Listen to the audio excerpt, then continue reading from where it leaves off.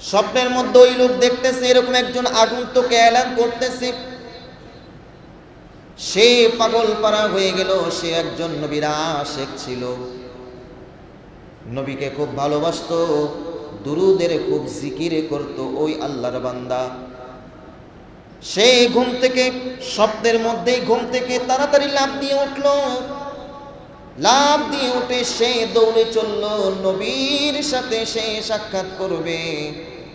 সে দৌড়াইতেছে, দৌড়াইতে দৌড়াইতে দেখে যে কাসেম নানুতুবি রহমাতুল্লাহি আলাইহা হেঁটে হেঁটে যাচ্ছে। জিজ্ঞাসা করলেন, ও কাসেম কোথায় যান? সে বলতেছে, শুনলাম নবী আসছে, নবীর সাথে সাক্ষাৎ করার জন্য রওনা দিয়েছি। মাশাআল্লাহ, আল্লাহর নাম যত জোরে নিবেন শয়তান আপনার থেকে তত দূরে চলে যাবে। এই যে সুবহানাল্লাহ আসতে বলছেন, সুবহানাল্লাহ বললে জান্নাতের মধ্যে একটা গাছ আল্লাহ তাআলা রেডি করে দেয়। আরেকটু শুনেন, ওই গাছটা এত বড় হয় যার ছায়া তেজ রফতার ঘোড়া 500 বছর দৌড়িয়েও সেই ছায়া শেষ করতে পারে না। এই যে সুবহানাল্লাহ বলছেন না, গাছ লাইগা গেছে একটা, তেমন বলবেন না? আরেকটা লাগছে, আরেকটা লাগছে, আরেকটা। মাশাআল্লাহ, যতবার বলবেন ততবারই যিনি গাছ লাগাই দিবেন তিনি কে? আল্লাহ। আপনারা জানেন আমি কিন্তু অসুস্থ, খুবই অসুস্থ। আজকে এই জুমার দিনে আপনাদের সামনে বসার জন্য বিছানায় শুয়ে শুয়ে আল্লাহর কাছে বলছি যে আল্লাহ, অসুস্থ তো দিলা, নিয়ামত দিলা, কিন্তু জুমা তো আসতেছে, ওইখানে না বসতে পারলে তো ভাল লাগে না।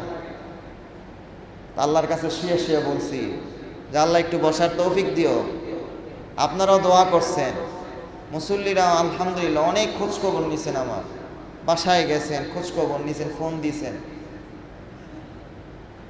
তো এই জন্য আল্লাহ তাআলা আপনাদের দোয়া, আমারও মনের ইচ্ছা ছিল যে আল্লাহ আমি জুমার নামাজটা যেমনি হোক যেন পড়াইতে পারি। আল্লাহ তাআলা এখন পর্যন্ত তৌফিক দিয়েছেন, আলহামদুলিল্লাহ। তাহলে বলছিলাম যে নেক কাজ করতে হলে সেটা আল্লাহর তৌফিক লাগে, সেই তৌফিকটা আল্লাহর কাছ থেকে চেয়ে নিতে হয় যে আল্লাহ তুমি আমাকে এই কাজ করার তৌফিক দাও। ঠিক তদ্রূপভাবে আল্লাহ রাসূল সাল্লাল্লাহু আলাইহি সাল্লাম শিখিয়ে দিয়েছেন, আমার উম্মত তোমরা এই জন্য আল্লাহর কাছে সবসময় 5 ওয়াক্ত নামাজের পর একটা দোয়া পড়বা, আল্লাহুম্মা আইন্না আলা শুকরিকা।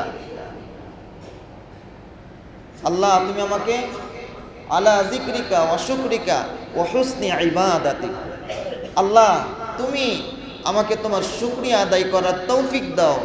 আল্লাহ তুমি আমাকে তোমার জিকির করার তৌফিক দাও। আল্লাহ তুমি নেক কাজ করার তৌফিক তুমি আমাকে দাও। আল্লাহ রাসূল এই দোয়া শিখাই দিয়েছেন যে আমার উম্মত প্রত্যেকটা 5 ওয়াক্ত নামাজের পরে আল্লাহর কাছে এই দোয়াটা তোমরা সবাই সবসময় করবা। দেখবা আল্লাহ তাআলা এক নেক কাজ করার পরে আরেক নেক কাজ করার তৌফিক আপনাকে তৈরি করে দিয়েছেন। সুবহানাল্লাহ।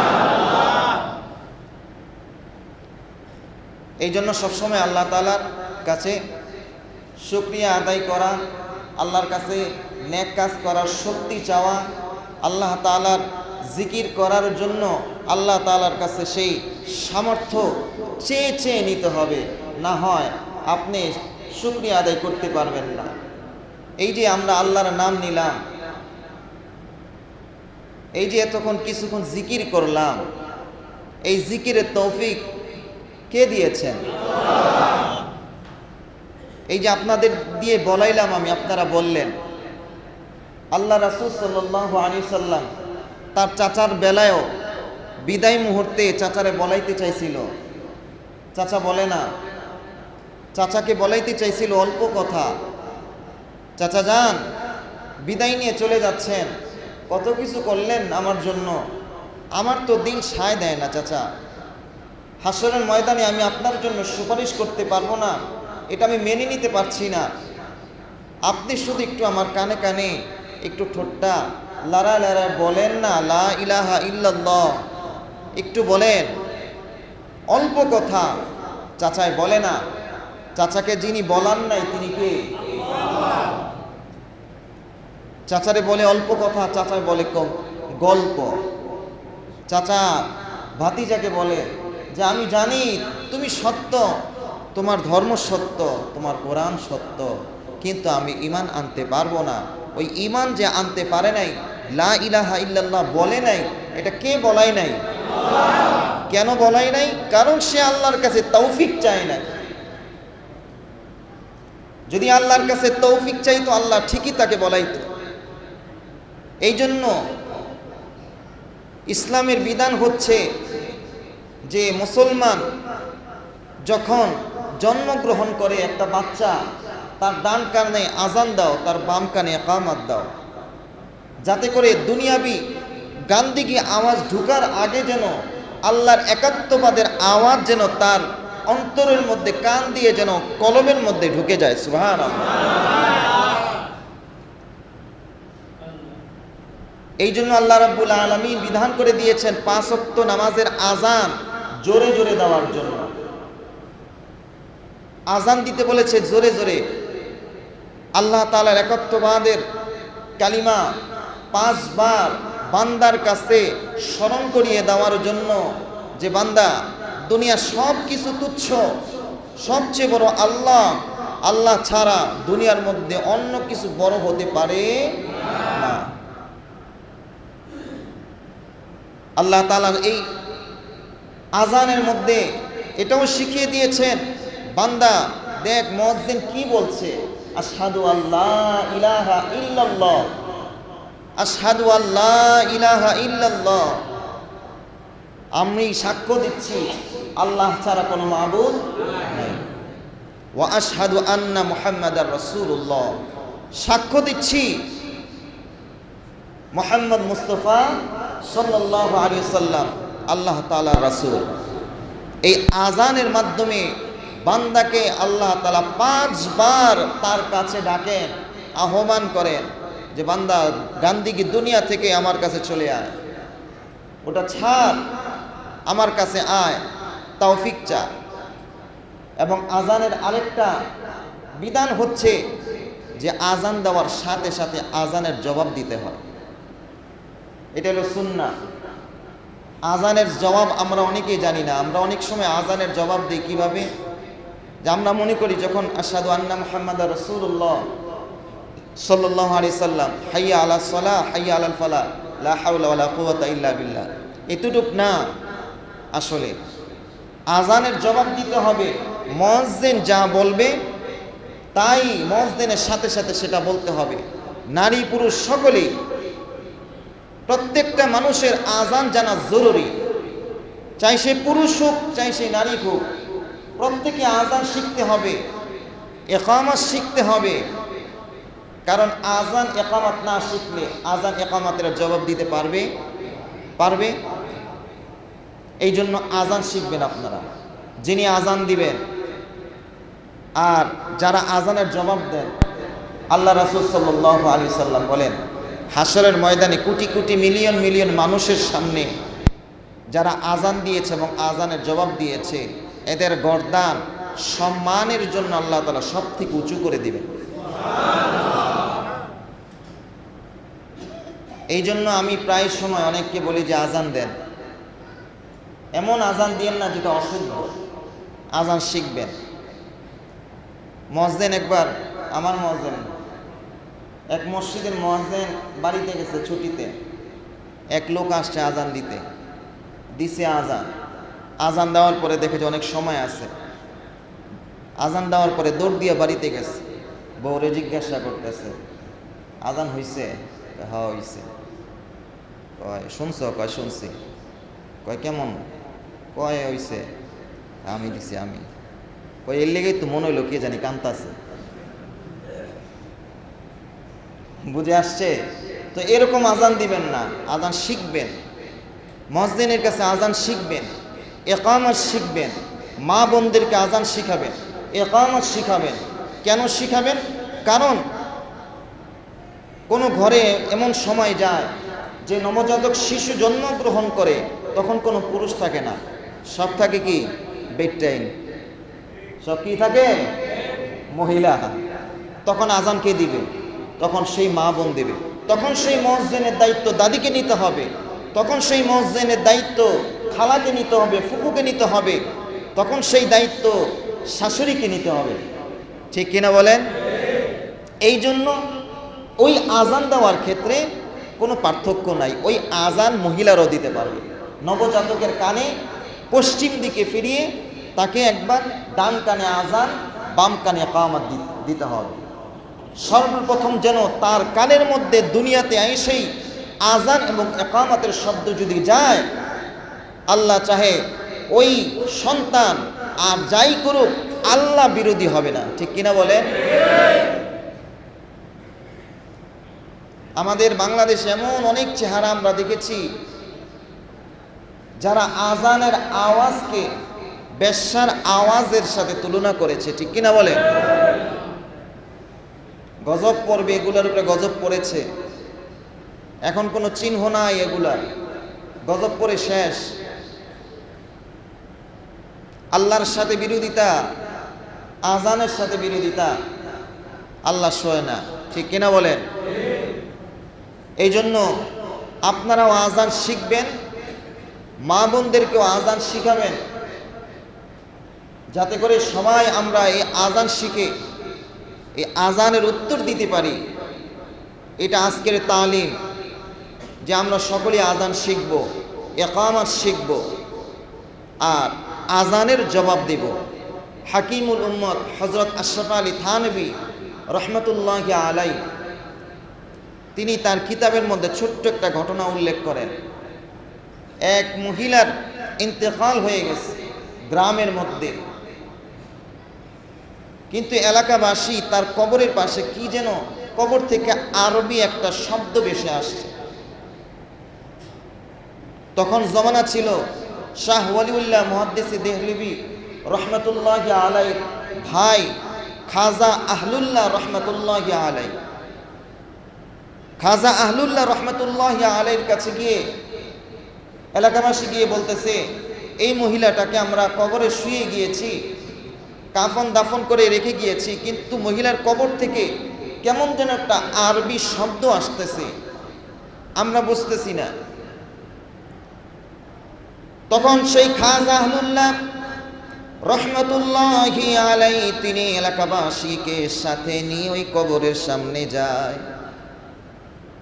কবরের সামনে গিয়ে কান পেতে দেখে ওই কবরের মধ্যে ফেরেশতারা আরবিতে ওই বান্দিকে বলতেছে, ও আল্লাহর বান্দি ঘুমিয়ে আছো কেন? ওই যে জান্নাতের খিড়কি খুলে দেওয়া হয়েছে, জান্নাতের খিড়কি দিয়ে জলদি করে জান্নাতে ঢুকে যাও। আহারে, এমন দৃশ্য কি আমরা কি আমাদের নসিবে হবে না? এমন দৃশ্য আমরাও চাই আল্লাহ যেন আমাদের সবাইকে যেন কবরে ঢোকার আগে আমাদের জন্য জান্নাতের দরওয়াজা খুলে দেয়। এই জন্য আল্লাহর কাছে সব সময় ভালো কাজের জন্য আশা করতে হবে, তৌফিক চাইতে হবে, আল্লাহর কাছে রোনাজারি করতে হবে, গুনাহ ছেড়ে দিতে হবে, অন্যায় ছেড়ে দিতে হবে, আল্লাহর কাছে তৌফিক চাইতে হবে। আহলুল্লাহ রহমতুল্লাহি আলাইহি এলাকাবাসীকে জিজ্ঞাসা করলেন, ও এলাকাবাসী, এই মহিলাকে তোমরা তো জানো, এই মহিলার কোনো গুণ আছে কিনা তোমরা বলতে পারো? সবাই বলতেছে, এই মহিলার একটা গুণ আমরা জানি, যখন মসজিদের মিনারা থেকে আজান হইতো তখন এই মহিলা তার ঘোমটাটা এভাবে দিয়ে ঘোমটাটা সামনের দিকে দিয়ে দিত, আর মানুষ সবাইকে বলতো, এই সবাই সাবধান হয়ে যাও, ওই যে মসজিদের মিনারা থেকে আল্লাহর নাম নিয়ে ডাকা হইতেছে, মুয়াজ্জিন আল্লাহর নাম নিয়ে ডাকতেছে, আল্লাহু আকবার, আল্লাহু আকবার, আল্লাহ সবচেয়ে বড়, দুনিয়ার সব কিছু ছেড়ে দাও, আল্লাহ সবচেয়ে বড়। আল্লাহর ডাকে সাড়া দাও। মুয়াজ্জিন তো বলে হাইয়া আলাস সালাহ, হাইয়া আলাল ফালাহ। ওই যে মুয়াজ্জিন কল্যাণের দিকে ডাকতেছে, নামাজের দিকে ডাকতেছে, যাও যাও সব কিছু ছেড়ে মুয়াজ্জিনের ডাকে সাড়া দিয়ে যাও, যাও মসজিদে চলে যাও, যাও যাও ঘরে চলে যাও, মা বোনেরা নামাজের জন্য দাঁড়িয়ে যাও। এই মহিলাটা আজান দিলে তখন এই কাজটা করত। খাজা আহলুল্লাহ রহমাতুল্লাহি আলাইহি বললেন, আল্লাহ হয়তো মহিলার এই যে একটা সুন্দর নেকামল, এই নেকামলের কারণে তাকে জান্নাত নসিব করে দিয়েছে।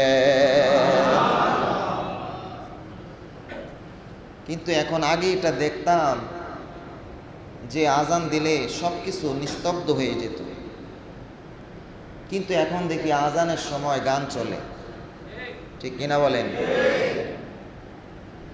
আজানের সময় টিভি ছেড়ে আছে, আজানের সময় মারামারি করতেছে, আজানের সময় গালাগালি করতেছে, আজানের সময় ফুটবল খেলতেছে, ক্রিকেট খেলতেছে, ক্রাম খেলতেছে, দাবা খেলতেছে, লুডো খেলতেছে, মোবাইলের মধ্যে জুয়া খেলতেছে, ঠিক কিনা বলেন?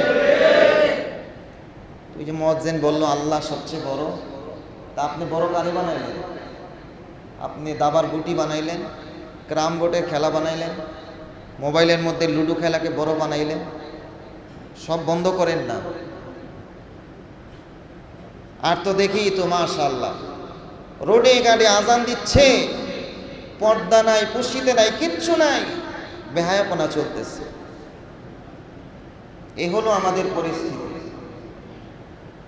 কিন্তু আসলে এটা নিয়ম না, এটা আসলে ইসলাম এটাকে সমর্থন করে না। আজান হচ্ছে, সব বন্ধ, সব কিছু বন্ধ করে দিতে হবে, সব কিছু নিস্তব্ধ করে দিতে হবে একজনের জন্য, তিনি কে? আর যদি আমি এভাবে চালাতে থাকি, যে কোনো সময় আল্লাহ আমাকে নিস্তব্ধ করে দিবে, তখন কেমনে চলব? এই জন্য যখন আজান হয়, আজানের উত্তর দিতে হবে সব কিছুকে বন্ধ করে দিয়ে, চুপচাপ। 2 নাম্বার হচ্ছে আজান শেষ হওয়ার পরে রাসূলের উপরে দুরূদ শরীফ পড়তে হবে। কিন্তু আমরা দুরূদ মানে বুঝি, দুরূদ মানে হচ্ছে মিলাদ, মিলাদ মানে দুরূদের পরে মিষ্টি আছে, ঠিক কিনা? আমরা মনে করি দুরূদ মানে মিলাদ পড়তে হবে। এটার একটা মানে কিরকম একটা রং তামাশা বানিয়ে ফেলেছি। এভাবে তো দুরূদ পড়লে হবে না, এটা তো দুরূদের সিস্টেম না যে দুরূদ পড়লাম আর মিষ্টি নিয়ে চলে গেলাম। এটা তো নবীর ভালোবাসা না। নবীর ভালোবাসা শুধু এক বৈঠকে না, নবীর ভালোবাসা সেকেন্ডে সেকেন্ডে আপনার প্রকাশ করতে হবে, সেকেন্ডে সেকেন্ডে প্রকাশ করতে হবে। এটার নাম নবীর ভালোবাসা। আপনি একবার দুরূদ পড়বেন, আল্লাহ তাআলা আপনার উপরে 10টা রহমত নাজিল করে দিবেন। এটা হচ্ছে যে দুরূদ, সব থেকে দামি দুরূদ, দুরূদ ইব্রাহিম। এটা না পারলে এতটুকু পড়ি, সাল্লাল্লাহু আলাইহি ওয়াসাল্লাম, সাল্লাল্লাহু আলাইহি ওয়াসাল্লাম, সাল্লাল্লাহু আলাইহি ওয়াসাল্লাম। পড়া যাবে ইনশাআল্লাহ, পড়া যাবে ইনশাআল্লাহ। আল্লাহ রাব্বুল আলামিন, আমরা নামাজ পড়ি, আল্লাহ নামাজ পড়ে না। আমরা রোজা রাখি, আল্লাহ রোজা রাখে না।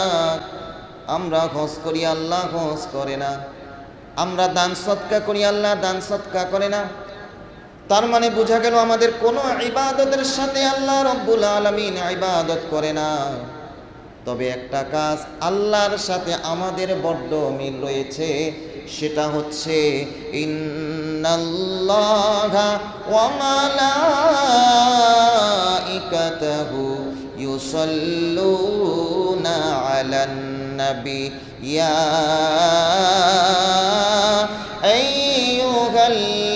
আইয়ুহাল্লাযীনা সাল্লু আলাইহি ওয়া সাল্লিমু তাসলিমা। আল্লাহ রাব্বুল আলামিন বলতেছেন, ইন্নাল্লাহা ওয়া ফেরেশতারা এবং আল্লাহ রাব্বুল আলামিন সবাই দুরূদ পড়ে নবীর উপরে। ও বান্দারা, আমি আমার নবীর উপরে দুরূদ পড়ি, তোমরাও আমার নবীর উপরে দুরূদ পড়ো, তাহলে তোমাদের উপরে আমি রহমত নাজিল করতে থাকি। এই কাজটা আল্লাহর সাথে আমাদের মিল আছে। আল্লাহ দুরূদ পড়ে নবীর উপরে, ফেরেশতারা দুরূদ পড়ে নবীর উপরে। এই জন্য আমাদেরও ক্ষণে ক্ষণে দুরূদ পড়তে হবে। দুরূদ যত বেশি পড়বেন তত বেশি নবীর কাছে যাবেন। দুরূদ যত বেশি পড়বেন তত বেশি আল্লাহর রহমতের ছায়ার নিচে যাবেন। দুরূদ যত বেশি পড়বেন তত বেশি বিপদ থেকে আপনি দূরে যাবেন, তত বেশি পেরেশানি আপনার থেকে দূরে চলে যাবে। এই জন্য দুরূদ পড়ার দরকার আছে না নাই?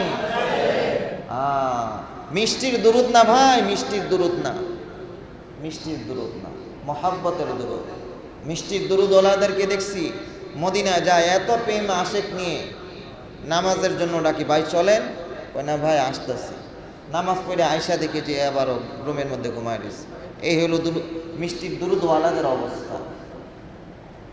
এই জন্য নবীর উপরে সদা সর্বদা বেশি বেশি দুরূদ পড়তে হবে, তাহলে দেখবেন আপনার উপরে রহমত আল্লাহ রাব্বুল আলামিন নাজিল করে দিবেন। আমরা যেটাই করব সঠিকভাবে করব। এক ব্যক্তি খাজা মাইনুদ্দিন চিশতি রহমতুল্লাহ আলাইহির কাছে আসছে।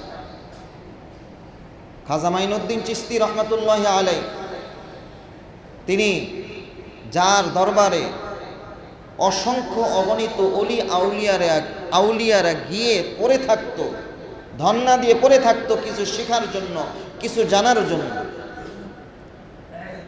তিনি যখন হিন্দুস্তানে আসেন তখন এক লোক গিয়ে তার দরবারে গিয়ে পড়ে আসে। একদিন নয়, 2 দিন নয়, টানা 2 বৎসর। 2 বৎসর থাকার পরে খাজা মাইনুদ্দিন চিশতি রহমতুল্লাহ আলাইকে বলতেছে যে হুজুর, আমি দীর্ঘ 2 বছর ছিলাম, এখন চলে যাইতেছি। কই কেন যাইতেছো? কয় না ভাল লাগে না, চলে যাই। কই কেন যাইতেছো, কেন ভাল লাগে না একটু বলবা না? তখন সেই লোক বলতেছে, আমি 1 দিন না 2 দিন নয়, 2টা বৎসর আপনার দরবারে পড়ে আসি, এই পর্যন্ত একটা কারামতি আপনার থেকে পাইলাম না। একটা কারামতি দেখতাম, আমি আমার এলাকায় গিয়া মানুষরা জানাইতাম যে হুজুর থেকে এই কারামতি দেখে এসছে। তখন হুজুর বলতেছে, ঠিক আছে তুমি আমার কোনো কারামতি দেখো না, তাহলে 1 মিনিট বসো। বসার পরে বলতেছে তারে, তুমি যে 2টা বৎসর আমার এখানে ছিলা, তুমি কি এই পর্যন্ত দেখেছো কোনো খেলাফে সুন্নত আমার দ্বারা প্রকাশ পেয়েছে? সুন্নত বিরোধী কোনো কাজ আমি করেছি, তুমি এটা দেখছো? তখন সে কয়, না হুজুর, এমন তো দেখি নাই। সুন্নত বিরোধী কোনো কাজ আপনার থেকে প্রকাশ পেয়েছে এটা আমি দেখি না, এই গুণটা আপনার মধ্যে পেয়েছি। তখন খাজা মাইনুদ্দিন চিশতি রহমতুল্লাহ আলাইহি বলতেছে, তাহলে এর থেকে বড় কেরামত তোমার আর কি লাগবে? সুবহানাল্লাহ।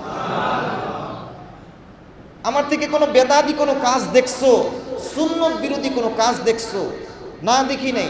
তাহলে এর থেকে বড় কেরামতি আমার থেকে তুমি আর কি চাও? আকাশে উঠতে হবে, আকাশে তো শয়তানও ওড়ে, আকাশে শয়তান ওড়ে না? তা আকাশে উঠলে কি অলি? আমাদের অবস্থা হচ্ছে এরকম যে আমরা একটু জাকজমক দেখলে তার উপরে গিয়ে হুমড়িয়ে পড়ি। আমরা সেটাকেই খুব মানে আবেগ দিয়ে আমরা সেটাকে নিয়ে নিই। আরে ভাই, ইসলাম আবেগের নাম না। হ্যাঁ, আবেগ দিয়ে কোনো কিছু হয় না, বিবেক রাখতে হবে। সেখানে ইসলাম সমর্থন করে কিনা সেটা চিন্তা করতে হবে, তাহলে আমি সেখানে যাব। কিন্তু আমরা একটু ডাক ডোল দেখলেই, লম্বা লম্বা টুপি, লম্বা লম্বা কিছু দেখলেই সেখানে গিয়ে আমরা হুমড়িয়ে গিয়ে পড়ি, যার কারণে আমাদের ঈমান, আমল, অর্থ, সম্পদ সব কিছু ধ্বংস হয়ে যাচ্ছে। এই জন্য চোখ কান খোলা রেখে যেন আমাকে কেউ পথভ্রষ্ট করতে না পারে, আমাকে কেউ যেন বিমুখ করতে না পারে, সতর্ক থাকা। রাজি আছি ইনশাআল্লাহ? রাজি আছি ইনশাআল্লাহ? আল্লাহ রাব্বুল আলামিন আমাদের সবাইকে কবুল করুন, সবাই বলি আমিন। এই জন্য সমস্ত ভালো কাজ করতে গেলে তৌফিক চাইতে হবে কার কাছে? আল্লাহর কাছে তৌফিক চাইতে হবে। দেখেন সুন্নতের উপরে চললে কত ফায়দা।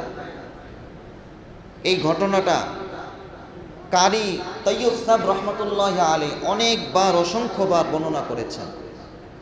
এই ঘটনাটা শেখ ইউনুস রহমতুল্লাহ আলাইহি উনি অনেকবার বর্ণনা করেছেন। ইউনুস রহমতুল্লাহ আলাইহি যিনি শেখ জাকারিয়া রহমতুল্লাহ আলাইহির কাছ থেকে তিনি বুখারীর মুসনাদ উত্তরাধিকারী সূত্রে পেয়েছেন। শেখ জাকারিয়া রহমতুল্লাহ আলাইহি যিনি মদিনায় হিজরত করে সেখানে শুয়ে আছেন, তিনি যাওয়ার আগে শেখ ইউনুস রহমতুল্লাহ আলাইহি বুখারীর মসনদে তাকে বসিয়ে সেখানে গিয়েছেন। ইউনুস রহমতুল্লাহ আলাইহি যাকে বলা হয় আমিরুল মুমিনিন ফিল হাদিস, সাহারানপুর ইন্ডিয়াতে, যাকে আমি দেখেছি নিজ চোখে, কয়েকবার সাক্ষাৎ হয়েছে। আল্লাহর ওলি, বিয়ে করেন নাই, তিনি বলেছেন আমার বিয়ে এই হাদিসের সাথে হয়ে গেছে, হাদিসের খেদমতের সাথে আমার জীবনকে আমি বিলিয়ে দিয়েছি, আমার আর ঘর সংসারের কোনো দরকার নেই। উনি এই ঘটনাটা বলেছেন। এক লোক কাসেম নানুতুবি রহমতুল্লাহ আলাইকে স্বপ্নে দেখতেছে এবং তাকেও স্বপ্নে দেখতেছে। স্বপ্নের মধ্যে কে যেন একজন আইসা এলান করতেছে, একজন আগন্তুক এসে এলান করতেছে, এই খবর শুনছনি, অমুক জায়গায় তো নবী মুহাম্মদ মুস্তাফা সাল্লাল্লাহু আলাইহি ওয়াসাল্লাম আসছেন, সাথে আবু বকর, ওমর, উসমান, আলী, এরকম আরো 4 জন, সবাই সেখানে উপস্থিত আছে। চলো আমরা সেখানে যাইতেছি দেখা করার জন্য, কে কে যাবা তাড়াতাড়ি চলো। স্বপ্নের মধ্যে ওই লোক দেখতেছে এরকম একজন আগন্তুক এলান করতেছে। সে পাগল পারা হয়ে গেল। সে একজন নবীর আশিক ছিল, নবীকে খুব ভালোবাসতো, দুরুদের খুব জিকির করত ওই আল্লাহর বান্দা। সে ঘুম থেকে, স্বপ্নের মধ্যেই ঘুম থেকে তাড়াতাড়ি লাফ দিয়ে উঠল। লাফ দিয়ে উঠে সে দৌড়ে চলল নবীর সাথে সে সাক্ষাৎ করবে। সে দৌড়াইতেছে, দৌড়াইতে দৌড়াইতে দেখে যে কাসেম নানুতুবি রহমতুল্লাহি আলাইহা হেঁটে হেঁটে যাচ্ছে। জিজ্ঞাসা করলেন, ও কাসেম কোথায় যান? সে বলতেছে, শুনলাম নবী আসছে, নবীর সাথে সাক্ষাৎ করার জন্য রওনা দিয়েছি। বলল যে এইভাবে যদি হেঁটে যাই তাহলে তো বড্ড দেরি হয়ে যাবে। কাসেমের জায়গায় থাক, আমি দৌড় দিয়ে আগে যদি যাই তাহলে নবীর সাথে আমার দেখা হয়ে যাবে, সাক্ষাৎ হয়ে যাবে। এই কথা ভেবে ওই লোকটা দৌড়িয়ে যেতে যেতে নবীর সামনে চলে গেল। নবীকে সালাম দেওয়ার সাথে সাথে রাহমাতাল লিল আলামিন ওই লোকটাকে স্বাগতম জানিয়ে নিজের কাছে তার পাশে বসিয়ে দিলেন। সেই লোকটা তো এখন মনে মনে বলতেছে, হায় রে, দৌড় দিয়ে তো খুব ভালো হয়েছে, কাছে আমি যদি দৌড়িয়ে না আসতাম তাহলে নবীর পাশে এরকম ভাবে বসতে পারতাম না। আমি দৌড়িয়ে আসার কারণে লাভই হয়েছে। কাসেম এবার বুঝতে পারবে হেঁটে হেঁটে আসার কারণে সে কত পিছিয়ে চলে গিয়েছে। ওই লোকটা মনে মনে খুশি।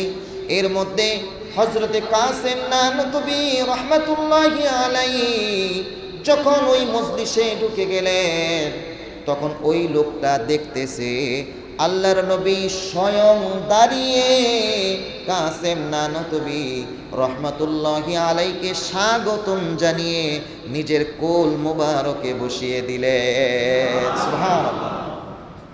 এই বেটার তো গেছে মন খারাপ হয়ে, কি রে, এত কষ্ট করে দৌড়ে আসলাম, আমি আগে আসলাম, আমারে দিল পাশে বসাইলো, আর কাসেম আসলো আস্তে আস্তে হাইটা হাইটা, পরে আইসাও সেই নবীর কোলে গিয়া বসলো। কারণটা কি? একটু করে আল্লাহ রাসূল জিজ্ঞাসা করতেছেন, ওগো আল্লাহর নবী, আমি আপনার সাথে দেখা করার জন্য দৌড়ে আসলাম, কত কষ্ট করে আসলাম।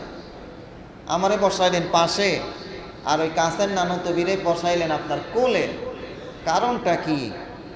তখন আল্লাহ রাসূল বললেন, ও আল্লাহর বান্দা, তুমি আসছো দৌড়াইয়া ঠিক, তুমি আসছো আবেগে, আর কাসেম আসছে আমার সুন্নত পালন করে, অর্থাৎ ডান রাস্তা দিয়ে আমি যেভাবে হাঁটি, অর্থাৎ নরম কি আস্তে আস্তে জমিনকে কষ্ট না দিয়ে সে আমার সুন্নতকে ফলো করে আসছে, যার কারণে আমি কাসেমকে সুন্নত ফলো করার কারণে তাকে বেশি প্রাধান্য দিয়েছি। সুবহানাল্লাহ।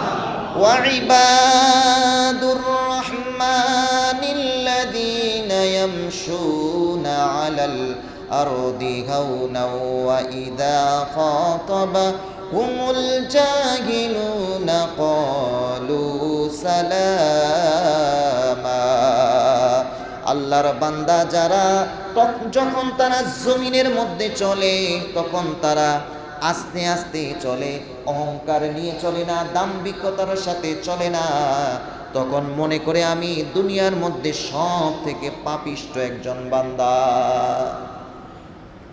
ওয়া ইবাদুর রহমানিল্লাযীনা ইয়ামশুনা আলাল আরদি হাওনা ওয়া ইযা খাতাবাহুমুল জাহিলুনা ক্বালু সালামা। যখন কেউ তাকে ধাক্কা দেয়, গালি দেয়, তখন সে বলে যে ভাই আমার সাথে ঝগড়া কইরো না, আমি নিরীহ মানুষ, আমি ঝগড়াটে না, আমি গালি দেই না, আমি প্রতিশোধ নেই না। ওয়া ইযা খাতাবাহুমুল জাহিলুনা ক্বালু সালামা। শালা বললে দুলাভাই বলে চলে আসে। এরকম আমরা শিখছি না অনেক সময়। আমাদের মুরব্বীরা, আমার দাদি বলতো, ভাই কারোর সাথে ঝগড়া করো না, কেউ যদি শালা বলে দুলাভাই বলে চলে আসবা। আমার দাদি আমাকে সবসময় কথাটা বলতেন। এটা আপনাদেরকে অনেক, আপনাদের মা বাবারা বলতো, মুরব্বীরা বলতেন আর কি। তো এটাই এই আয়াতের কথা, এটাই যখন কেউ তারে গালি দেয়, ঝগড়া করতে চায়, তখন তারে বলে যে ভাই আমি ঝগড়া করতে চাই না, আমি নিরীহ মানুষ, আমাকে শান্তিতে থাকতে দাও, তুমি শান্তিতে থাকো, ভালো থাকো। এই জন্য বললাম যে আমরা আজকে শিখলাম একটা জিনিস, যে সব সময় ভালো কাজ করার আগে আল্লাহ রাব্বুল আলামিনের কাছে তৌফিক চাওয়া, যে আল্লাহর কাছে তৌফিক চাওয়া, হায় আল্লাহ আমার তো এই ভালো কাজ করার তৌফিক নাই, সুযোগ নাই, যদি তুমি আমাকে সুযোগ না দাও। আল্লাহর কাছে এরকমভাবে বলা। মুয়াজ্জিন বলে না হাইয়া আলাস সালাহ, কল্যাণের দিকে আসো, তখন এই আজানের জবাবে লা হাওলা ওয়ালা কুওয়াতা ইল্লা বিল্লাহ কেন আমরা বলি? আল্লাহর কাছে তখন এটাই বলি, আল্লাহ গো তুমি তো কল্যাণের দিকে ডাকতেছো আমাকে, আমার ভালো কাজ করার কোনো শক্তি নাই, কোনো সামর্থ্য নাই, তুমি যদি আমাকে শক্তি দাও, সামর্থ্য দাও, তুমি যদি তৌফিক দাও, তাহলেই নামাজ পড়ার জন্য আমি যেতে পারবো। এই জন্য হাইয়া আলাস সালাহ হাইয়া আলাল ফালাহ যখন মুয়াজ্জিন বলে তখন উত্তর দিতে হয় লা হাওলা ওয়ালা কুওয়াতা ইল্লা বিল্লাহ, লা হাওলা ওয়ালা কুওয়াতা ইল্লা বিল্লাহ। আল্লাহ ছাড়া কোনো শক্তি নাই, আল্লাহ ছাড়া কোনো ইলাহ নাই, যদি শক্তি দেয় আল্লাহই আমাকে শক্তি দিবে। তাহলে নেক কাজ করার আগে সুযোগ চাইব কার কাছে? এবং আমরা আজকে থেকে এই প্রোগ্রামটা শুরু করি আগামী এক সপ্তাহের মধ্যে, যে ইনশাআল্লাহ আগামী এক সপ্তাহের ভিতরে আজানটা শিখে ফেলবো, ইকামাতটা শুদ্ধ করে শিখে ফেলবো। করা যাবে ইনশাআল্লাহ? করা যাবে ইনশাআল্লাহ? অনেকের মুখ দিয়ে ইনশাআল্লাহ বের হয় না। করা যাবে ইনশাআল্লাহ? হ্যাঁ ইনশাআল্লাহ বের করেন। এবং পাশাপাশি আমাদের ঘরের মা বোনদেরকেও আজান ইকামাত শিখিয়ে দিব। আর 3 নম্বর বিষয় হচ্ছে আজান এবং ইকামাতের জবাব দেওয়া। আজান এবং ইকামাতের কি দেওয়া? জবাব দিতে হবে। আজান ইকামাতের সময় কথা বললে আল্লাহ রাব্বুল আলামিনকে আপনি কি করলেন? তার বিরুদ্ধে চলে গেলেন। কি করলেন? ডাইরেক্টলি তার বিরুদ্ধে চলে গেলেন। এই জন্য যখন আজান চলবে তখন গান বাজনা সব দুনিয়াবি সমস্ত কাজ বন্ধ। আজান শেষ, এরপরে সর্বপ্রথম কি পড়তে হবে? দুরূদ ইব্রাহিম। কি পড়তে হবে? দুরূদ ইব্রাহিম। এরপরে আজান শেষে একটা দোয়া আছে, সেই দোয়াটা যদি আমরা এখন না শিখতে থাকি, মোবাইলে গুগলে সার্চ দিলে আজানের পরে কি দোয়া পড়তে হয়, আল্লাহুম্মা রাব্বা হাযিহি দাওয়াতি তাম্মা ওয়াস-সালাতিল কাইমা আতি মুহাম্মাদানিল ওয়াসিলা ওয়াল ফাযিলা ওয়া বা'আথ মাকামান মাহমুদানিল্লাযী ওয়া'আদতা। ঠিক আছে ইনশাআল্লাহ? তাহলে এক নম্বরে ভালো কাজের তৌফিক চাবো কার কাছে? আল্লাহর কাছে। 2 নাম্বার, আজান এবং একামত শিখে ফেলবো। 3 নাম্বার, আজানের যখন হয় তখন কি করব? উত্তর দেব। 4 নাম্বার, আজানের পরে দুরূদ ইব্রাহিম এবং আজানের দোয়া পড়ব। 5 নাম্বার ইনশাআল্লাহ আগামী সপ্তাহে এগুলা রিপোর্ট দেব। ঠিক আছে ইনশাআল্লাহ? আল্লাহ রাব্বুল আলামিন আমাদের সবাইকে কথাগুলো আমল করার তৌফিক দান করুন। সবাই বলি আমিন। ওয়া আখির দাওয়ানা আনিল হামদুলিল্লাহি রাব্বিল আলামিন।